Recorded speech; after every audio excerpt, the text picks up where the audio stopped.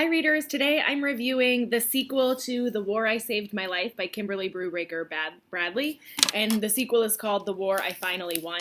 For those of you in book clubs who read The War That Saved My Life, you know that this is the story of the girl Ada, who was born with a club foot where her foot kind of twists around backwards. And in this book, it just ends really so amazingly, but I can't give any spoilers. This book picks up where The War That Saved My Life leaves off.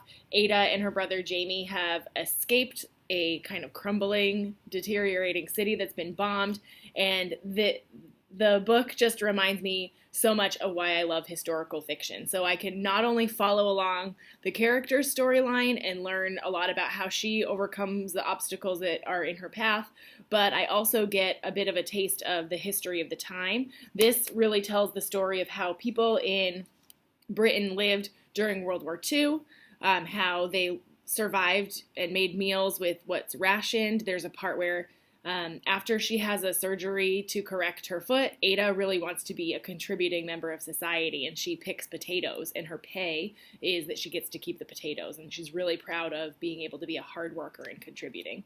And then the book goes on to get into even more exciting stuff, including there's an element related to the Enigma machine and the solving of that kind of puzzle that helped to end World War II that we learned about when we watched the movie The Imitation Game. So this is The War I Finally Won, a truly worthy sequel to one of my favorite historical fiction books, The War That Saved My Life.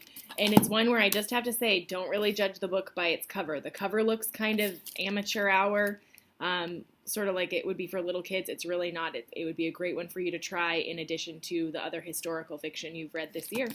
All right, off you go. Happy reading.